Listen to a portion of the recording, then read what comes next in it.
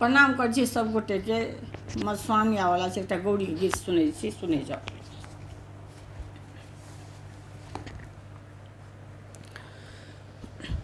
गौरी पूजा चलेली सीता, पिता के नगरिया है। गौरी पूजा चलेली सीता, पिता के नगरिया है। पिता के नगरिया है सीता, पिता के नगरिया है सीता। जनक दुआरिया है, पिता के नगरिया है सीता। जनक दुआरिया है।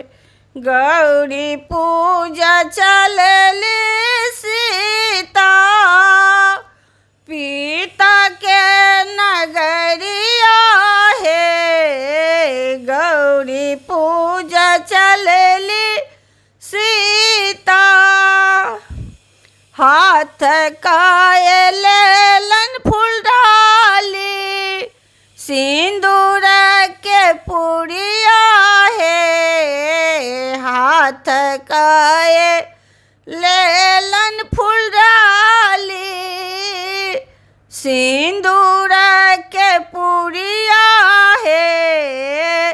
गौरी पूजा चलेली सीता, पिता के नगरिया है। गौरी पूजा चलेली सीता, पिता के नगरिया है। जनक नगरिया है। ए हाथ काए लेलन बांसुरी, और अड़हुल कलिया है। हाथ काए लेलन बांसुर, और अड़हुल कलिया है। गौरी पूजा चलेली सीता, पिता के नगरिया है। गौरी पूजा चलेली सीता, पिता के नगरिया है। बेल पत्र तोड़त सखी, संग सहेलिया है। बेल पत्र सब तोड़ती, संग सहेलिया है। गौरी तोड़ती अपने अड़हुल के कलिया है।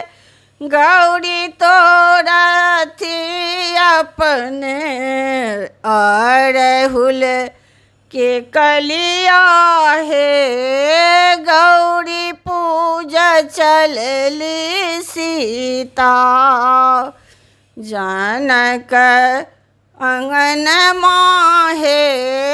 गौरी पूजा चलेली सीता, पिता के नगरिया है। पिता के नगरिया है सीता, जनक दुआरिया है। गौरी पूजा चलेली सीता।